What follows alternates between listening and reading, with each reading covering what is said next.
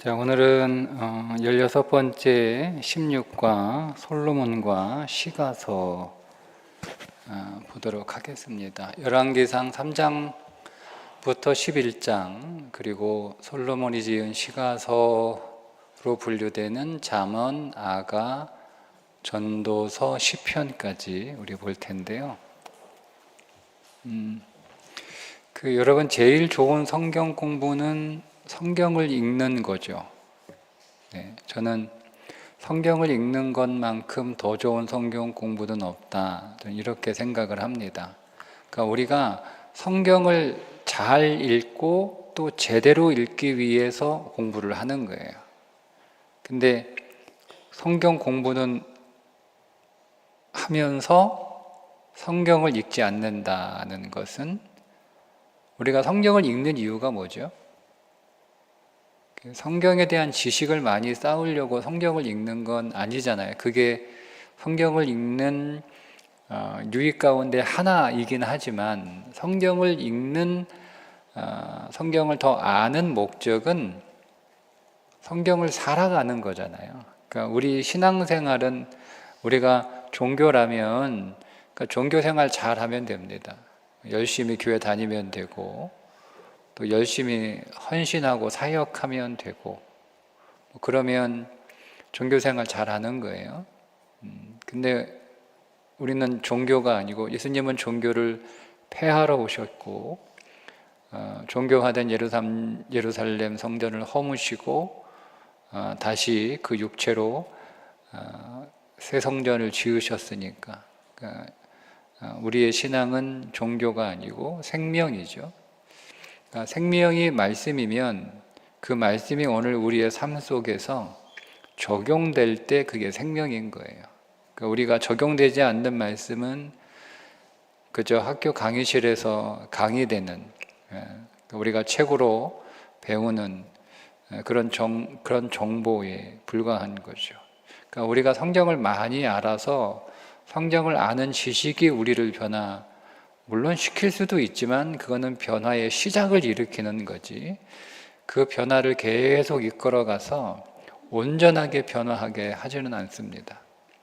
그러니까 말씀은 오늘 우리 안에 생명이 되고, 그 말씀은 우리 안에서 변화를 일으키고, 그 변화가 우리의 삶의 변화까지 이어지기 위해서, 그래서 우리가 성경을 읽는 거잖아요. 그러니까 여러분들이 수요일날 이 통성경 쭉 진도를 맞춰서 진행할 때, 여러분 매일 한 15분 정도 꼭 할애하셔서 성경 좀 잘 읽으시고요. 성경을 잘 읽을 때 성경의 내용들을 여러분들이 잘 이해할 수 있도록 돕는 시간이기도 하고, 또 근본적으로 우리가 그 말씀을 살아가는 거잖아요. 그러니까 말씀을 살아간 말씀에 간증이 없으면 내 신앙이 어느 정도인지 잘 몰라요. 우리는 말씀을 살아보지 않으면 자기 신앙이 어느 정도인지 잘 몰라요. 그러니까 자기 신앙이 별로 안 좋다라고 생각을 하거나, 아니면 신앙이 되게 좋다라고 생각하는 그런 어떤 오류에 빠지게 되는데, 여러분 이 통성경 시간을 통해서 성경에 대한 안내를 잘 받으시고, 꼭 성경 통독 꾸준히 잘 이렇게 열심을 내서 하시고요. 그리고 그 성경에서 주신 우리가 순종해야 될 말씀들을 여러분 적용하시고, 또 그 적용을 통해서 여러분들의 말씀이 생명과 능력인 것을 꼭 체험하시기를 좀 바랍니다. 자, 오늘 7가지 주제로 시편까지 볼 텐데, 먼저 여러분 교재 144쪽에 통으로 외우세요를 함께 읽도록 하겠습니다. 시작. 열왕기상 3장에서 10장까지에는 솔로몬의 통치 전반기 내용이 기록되어 있습니다. 이때 솔로몬이 지은 시편 72편, 127편, 그리고 잠언, 아가서를 함께 읽습니다. 솔로몬 통치 후반기인 열왕기상 11장과 솔로몬이 생애 후반기에 남긴 전도서를 함께 읽습니다. 솔로몬의 시가서를 읽은 후 대부분의 시편도 이 부분에서 함께 읽습니다. 우리는 PRS 순서에 따라 성경을 쭉 읽고 있지만 여러분들이 그 순서에 맞춰서 열왕기상 3장, 10장을 이렇게 통독하게 될 때 시편 72편, 127편, 자만한 것을 같이 읽으면 더 말씀이 풍성해지겠죠. 11장을 읽을 때는 전도서를 함께 읽으면 11장의 말씀이 더 우리에게 풍성하게 다가오겠죠. 그리고 솔로몬의 시가서, 잠언이나 우리 아가서, 전도서 또 이렇게 읽은 이후에 시편도 함께 읽으면 더 그 말씀이 풍성해진다, 그런 안내를 해주고 있습니다. 통으로 읽는 그 밑에 통으로 읽는 센스도 함께 읽어보겠습니다. 솔로몬은 BC 970년경부터 930년경까지 40년간 이스라엘을 다스렸는데 주기 후 3년 정도는 체제 정비 기간으로 사용했고 주계한 지 4년 둘째 달에 성전 건축을 시작해 7년 만에 완성했습니다. 이후 13년간 왕궁도 건축했습니다. 이 시점에서 솔로몬은 좀 더 제사장 나라 율법에 민감해야 했습니다. 그런데 솔로몬은 시간이 지날수록 제국 경영을 모방하는 데 힘을 씁니다. 백성에게는 징병제와 강제 노동을 시켰으며 또한 주변 나라와 안정적인 관계를 유지하라는 목적으로 이방 공주들과 정략 결혼을 했습니다. 이로 인해 왕실의 사치와 과도한 세금, 종교적 부패는 극심해졌으며 솔로몬의 마음은 점점 하나님을 떠나게 됩니다. 뒤늦게서야 하나님을 떠난 인생이 얼마나 허무한 것인지를 깨닫습니다. 이때 지은 책이 전도서입니다. 이어서 다윗 시대와 함께 읽었던 시편 외에 대부분의 시편은 솔로몬의 시가서와 함께 통독합니다. 자, 우리 솔로몬의 통치 전반기 열왕기상 3장부터 4장의 내용인데요. 솔로몬 왕국과 다윗 왕국의 성격이 좀 달라요. 다윗 왕국은 다윗이 어떻게 백성들의 지지를 얻느냐, 골리앗과의 싸움에서 백성들의 지지를 얻습니다. 반면에 솔로몬은, 여러분 잘 아시는 솔로몬의 그 유명한 재판이시죠. 누가 진짜 어머니냐라고 하는 그 재판을 통해서 백성들의 지지를 얻습니다. 그러니까 솔로몬 왕국과 다윗 왕국이 성격이 다르다는 거예요. 그러니까 다윗은 계속 블레셋과의 전쟁이 다윗 왕국에서 일어나는 많은 사건들이죠. 반면에 솔로몬 왕국에서는 그런 전쟁은 사실 없어요. 근데 솔로몬 안에서는 어떤 문제에 대한 재판, 지혜와 관련된 것들이 솔로몬 왕국에서 많이 우리가 만나게 되는 내용들인데, 그 안에서 솔로몬이 이제 어떤 선택과 결정을 하며 살아가느냐, 그게 솔로몬의 이야기에서 우리가 만나게 되는 내용들입니다. 5장부터 10장에 보면 이제 솔로몬이 성전을 여러분 짓게 되는데, 솔로몬 성전은 성막하고 크게 다르지 않습니다. 성막하고 똑같이 되어 있는데 다만 낭실이라는 것이 있어서 준비하는 곳이죠. 성소에 들어가 제사드리는 교회에 준비하는 낭실이 성소와는, 성막과는 조금 다른 차이를 가지고 있습니다. 물론 규모에서도 차이가 나고 이동하는 성막에서 이제 이동하지 않는, 그러니까 움직이는 성막 500년이 끝나고 예루살렘 성전의 1000년 시대를 열어가는 것이 솔로몬의 성전입니다. 하나님의 설계도, 그리고 다윗의 정성스러운 준비, 솔로몬의 성실한 실행, 백성들의 수고로 7년의 공사 끝에 성전이 완성이 되는데, 성전이 한창 지어질 때에 하나님께서 솔로몬에게 임하셔서 다윗과 맺은 언약을 상기시켜 주세요. 자, 이것은 성전을 건축하는 솔로몬의 성전 건축에 하나님의 시선이 있는 것이 아니라 성전을 건축하는 솔로몬의 마음에 하나님의 시선이 더 가 있다는 것을 보여주는 대목입니다. 안 그러면 야, 성전 잘 짓고 있구나, 뭐 이렇게 성전 건축에 관하여 말씀을 하실 텐데, 하나님은 성전 건축에 관한 말씀보다는 다윗과 맺은 언약에 대한 말씀을 더 이렇게 하신다라고 하는 것은 솔로몬이 어떤 마음으로 이 성전을 짓고 있느냐, 우리가 성전을 바라볼 때 어떤 마음으로 성전을 바라봐야 되느냐, 우리가 우리 자신을 성전으로 지어가고 있는 거잖아요. 신앙생활은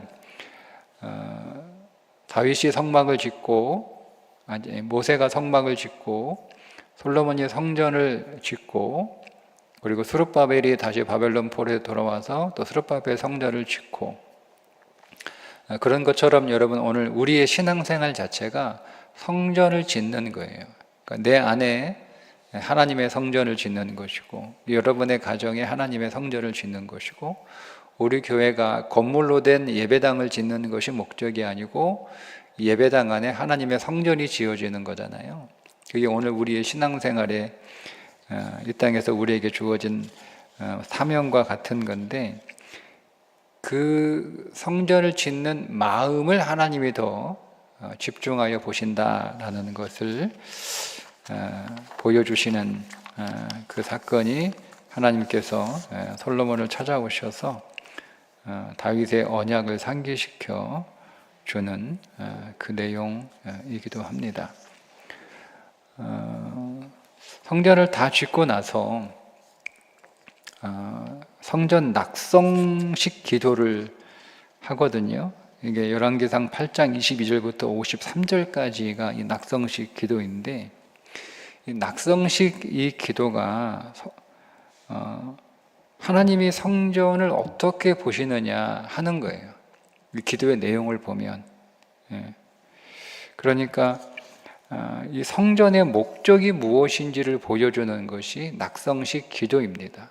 그러니까 성전을 얼마나 아름답게, 얼마나 화려하게, 혹은 얼마나 웅장하게, 얼마나 고급스럽게 성전을 지었느냐, 거기에 목적이 있는 게 아니고, 그게 성전 건축의 목적이 아니고, 그 성전의 목적은 낙성식 기도를 통해서 우리가 발견하게 되는 것은, 우리가 잘 아는, 여러분 다니엘이 동쪽 창문을 향하여 열고 했던 기도의 그 기도의 근거가 이 낙성식, 열왕기상 8장에 나오는 솔로몬의 낙성식 기도가 그 근거인 거예요.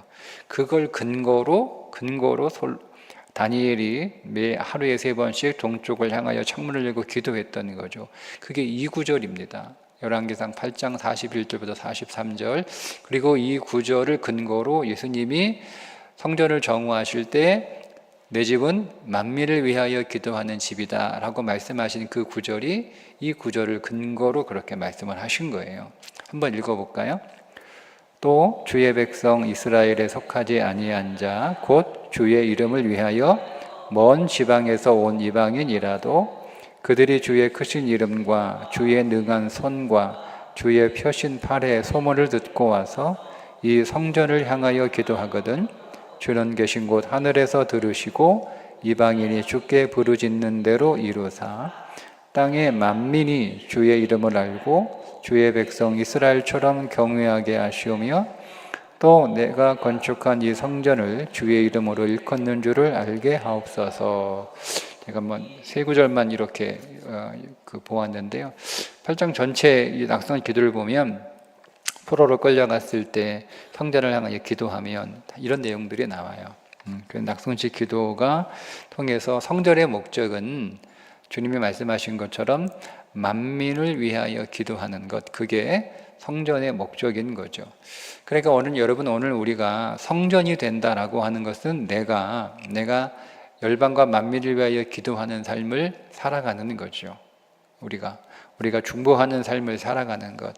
그러니까 우리가 나와 내 가족들과 우리만을 위하여 기도하는 신앙에서 우리가 나와 관계가 없는 만민을 위한 중보하는 삶을 살아가는 것, 그게 이제 오늘 우리의 인생 안에 믿음의 성전을 지어가는 것이고, 우리 가정도 그렇고 우리 교회도 그렇습니다.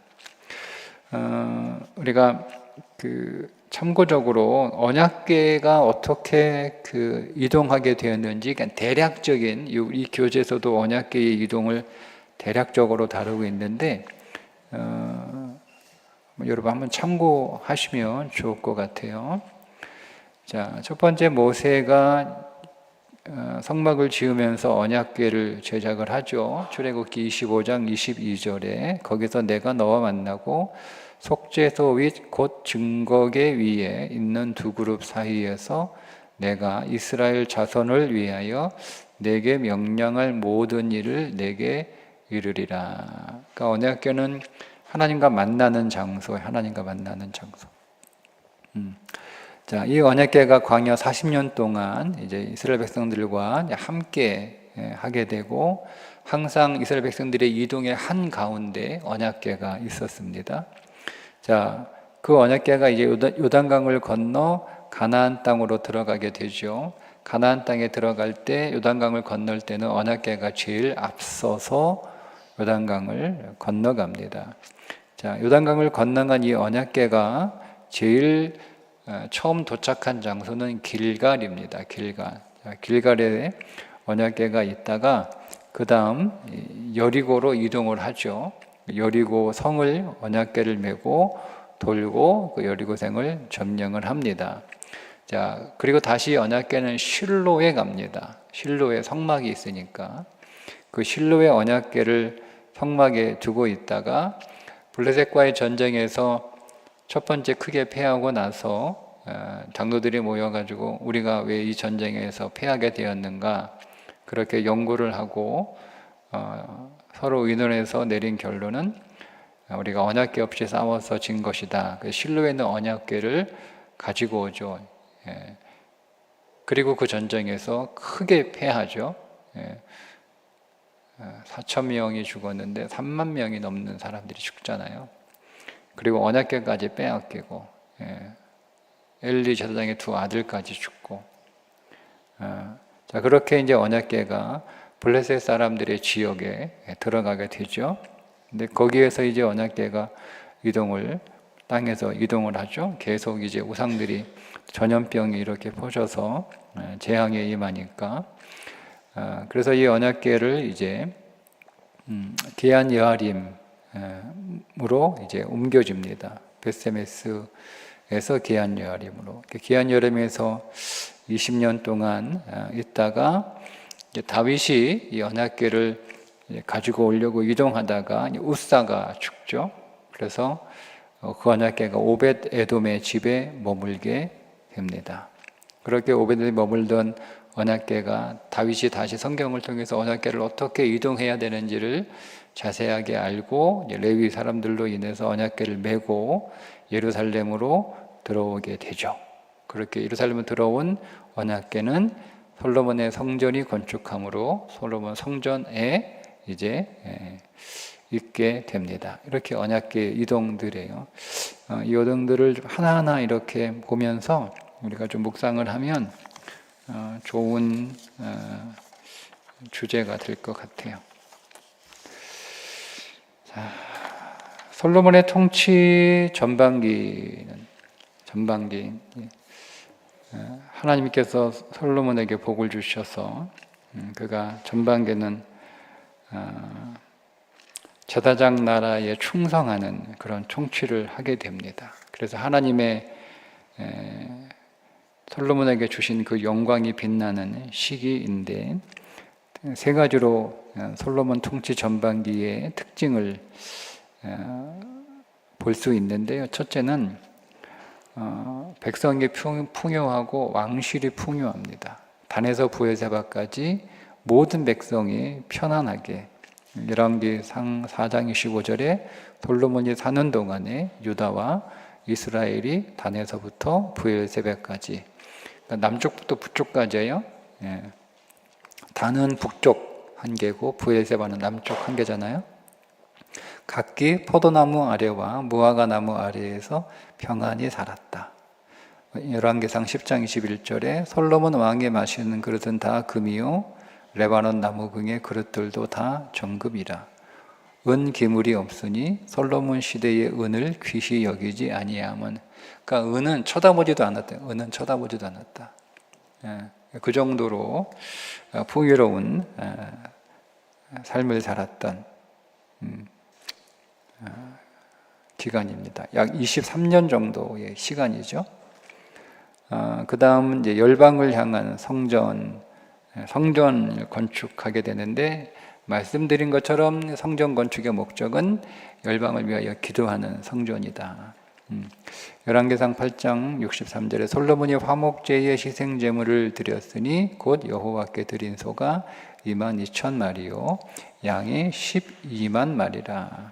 이와 같이 왕과 모든 이스라엘 자손이 여호와의 성전의 봉헌식을 행하였는데, 세 번째는 이제 스바 여왕이 와서 너무 솔로몬과 이스라엘 나라를 부러워할 정도로 열왕기상 10장 6절과 7절에 보면 왕께 말하되 내가 내 나라에서 당신의 행위와 당신의 지혜에 대하여 들은 소문이 사실이로다. 내가 그 말을 믿지 아니하였더니 이제 와서 친히 본즉 내게 말한 것은 절반도 못되니 당신의 지혜와 복이 내가 들은 소문보다 더하도다. 이렇게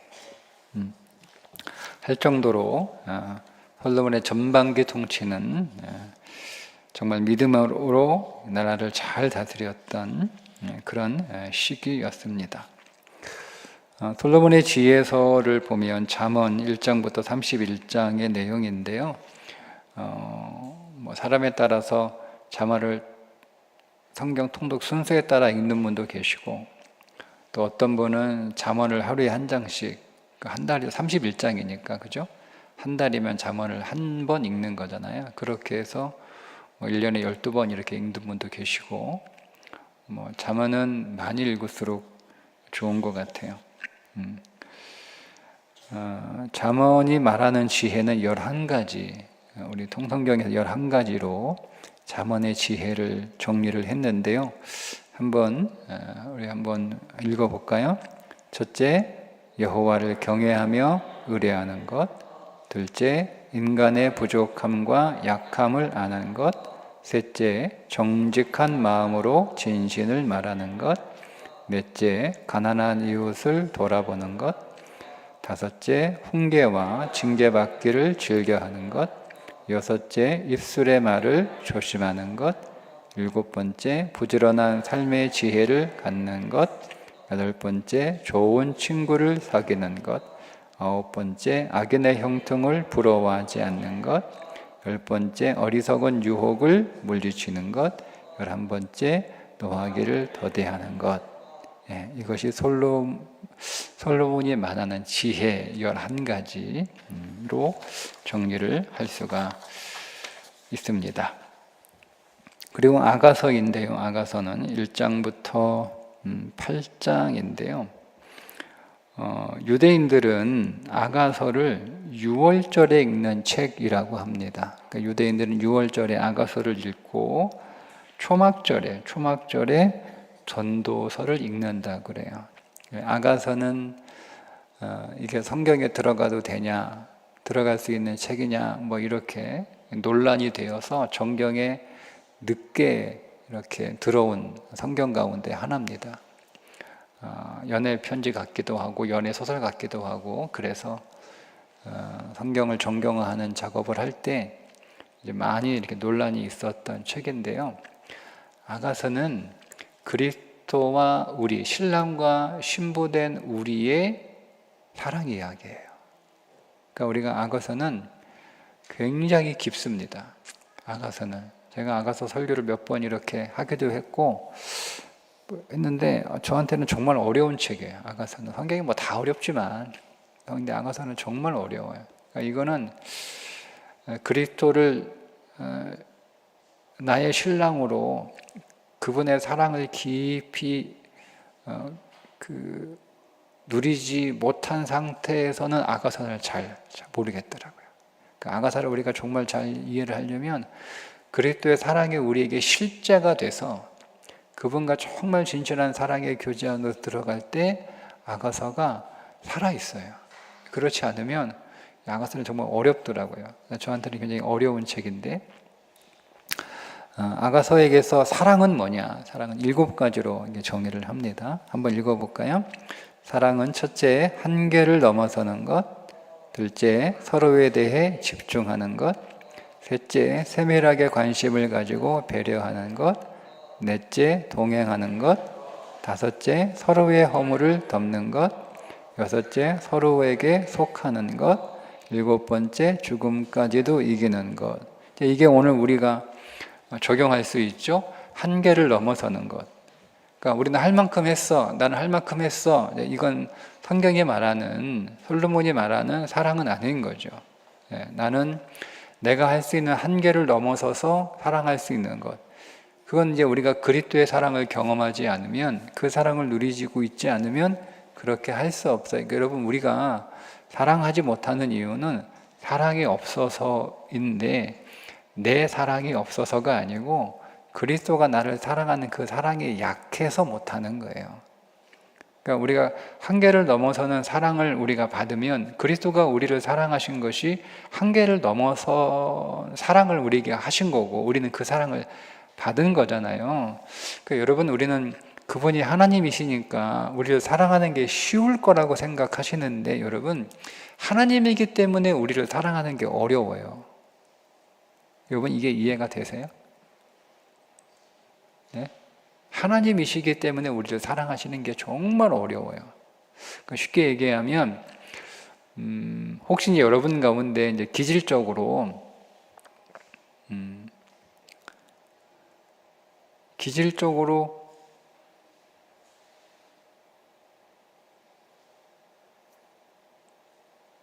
좀 깨끗한 분이 계시죠? 이거 설명 어떻게 해야 되나? 제가 설명을 잘못해도 이제 제가 뭘 만지는 뉘앙스는 아시겠죠? 깨끗한 사람이 자기 인생에 어떤 오염이 되는 걸 여러분 쉽게 못 하잖아요. 그죠? 그러니까 원래 더러운 사람들은 더러운 거 그렇게 쉽게 하고 쉽게 이렇게 하는데, 정말 자기 자신을 정결하게, 깨끗하게, 거룩하게, 정직하게, 정말 순결하게 뭐 이렇게 여러분 정말 결벽증, 과도한 결벽증에 걸릴 것처럼 그렇게 살아가는 사람들은요, 자기 자신의 인생 안에 어떤 약간의 오점을 남기는 걸 못 견뎌 합니다. 타협이 안 돼요. 네, 여러분. 그런 분 이제 여기 몇 분 계시거든요. 많이 계시네요. 몇 분이 아니고 많이 계시네, 이렇게 보니까. 근데 여러분 잘 아시잖아요. 여러분이 정해놓은 어떤 기준을 무너뜨리고 그 기준 밑에서 여러분 이렇게 살아가는 게 여러분 안 되잖아요. 안 돼요. 내가 하고 싶어도 안 되잖아요. 그러니까 예수님이 그런 분이에요.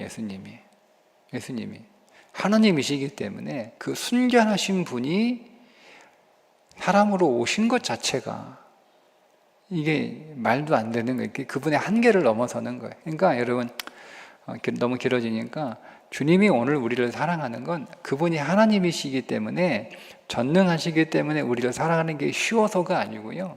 그분은 하나님이시고 전능하시고 순결과 거룩한 그 영광의 분이시기 때문에 우리를 사랑하는 게 정말 어려운 거예요.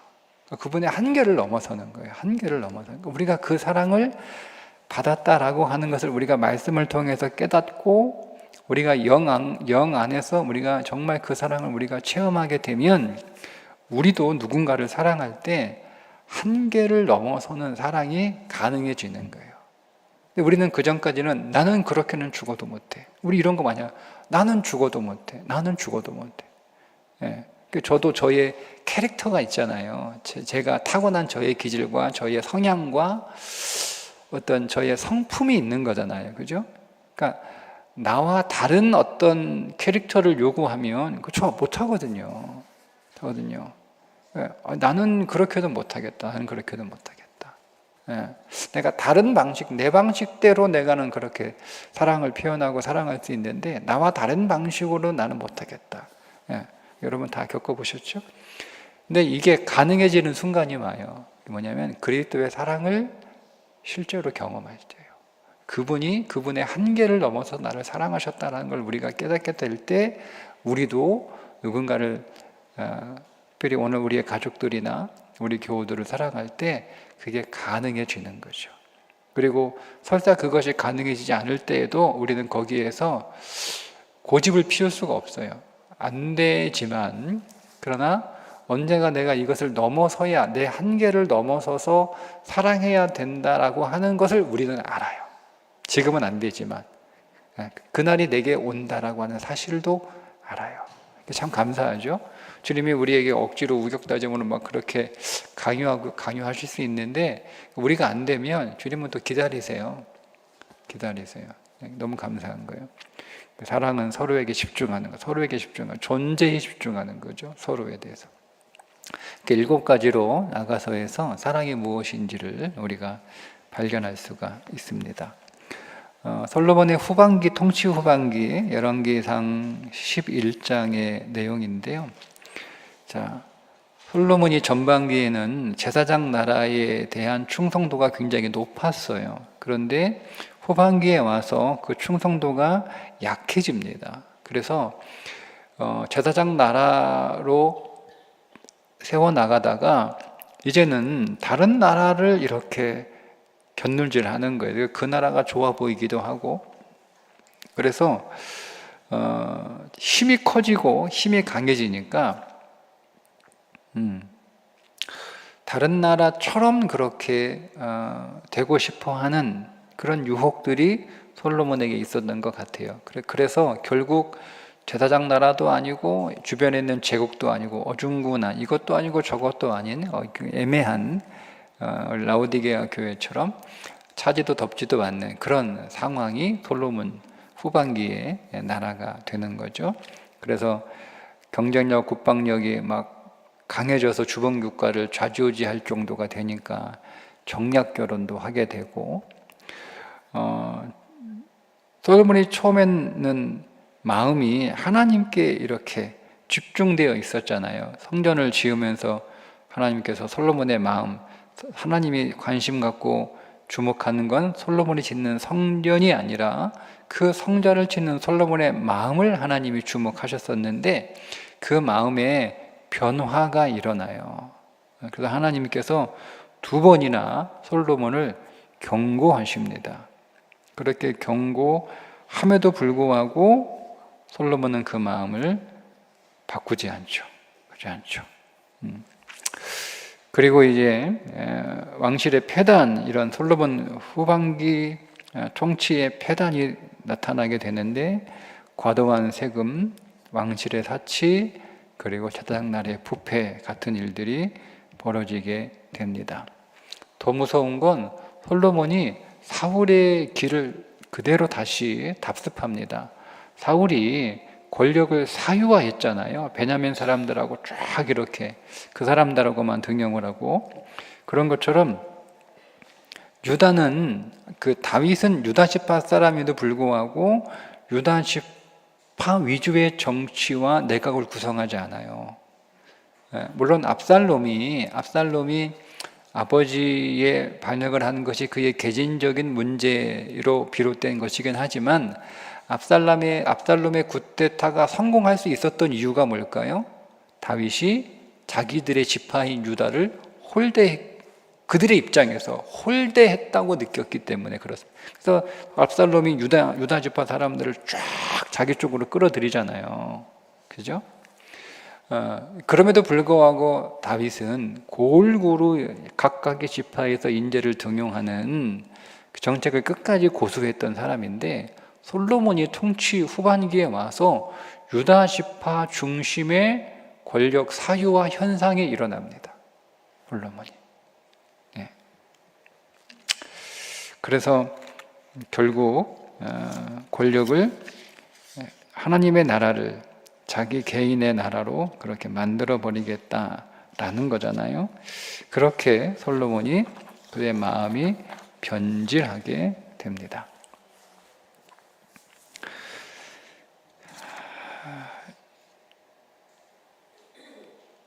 열왕기상 11장의 솔로몬의 이제 마지막 통치 후반기의 일인데요. 그때 솔로몬이 썼던 게 뭐냐면 그게 전도서라고 우리가 보는 거죠. 전도서 1장부터 12장의 내용.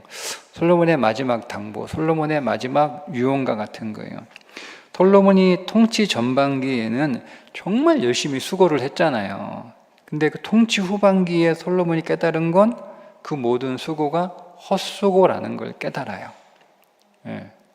그래서 이제 전도서가 나오게 되는데,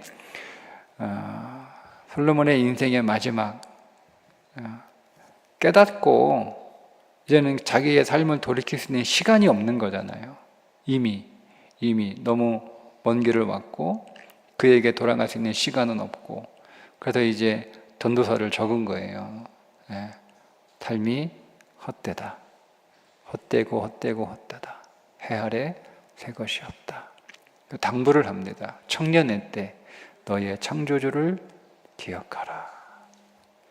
그런 솔로몬의 삶을 우리는 굉장히 대단히 화려하게 보고 있지만, 예수님은 어떻게 여러분 솔로몬의 인생을 평가하셨죠? 마태복음 6장 29절에 솔로몬의 영화가 들에 핀 백합화보다 못하다.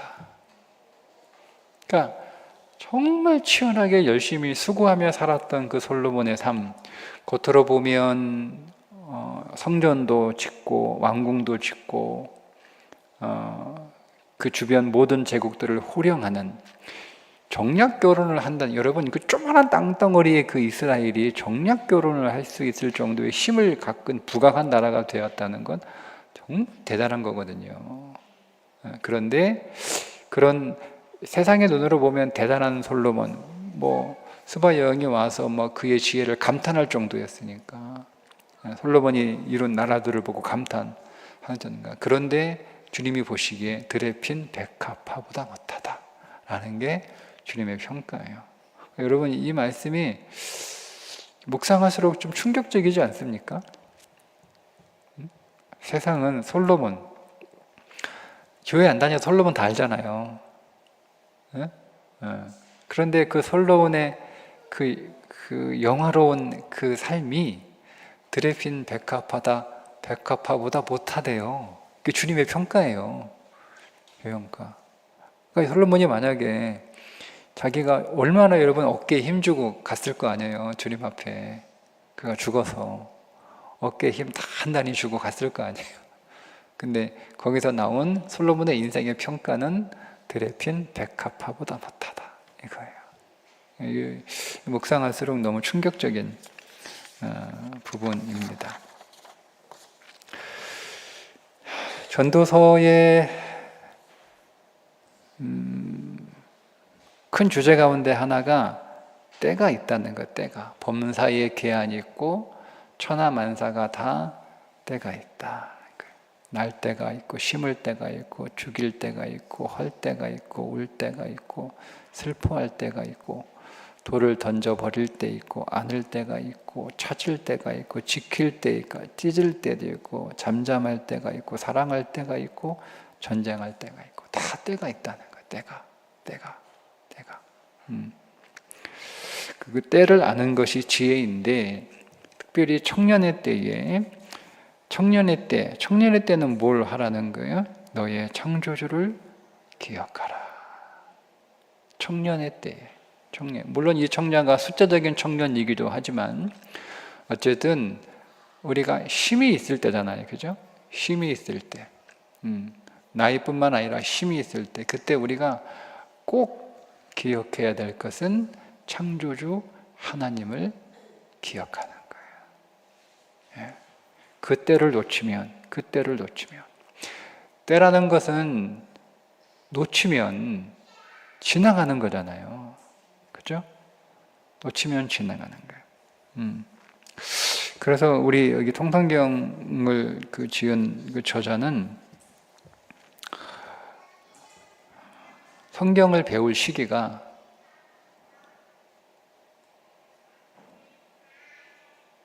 5세부터 5세부터 성경을 배워야 된대요. 5세부터. 5살 때부터. 만 5살부터 성경을. 청년 되기 전까지 열심히 성경을 가르치라는 거예요. 자, 그 다음에 이제 마지막 시편인데요.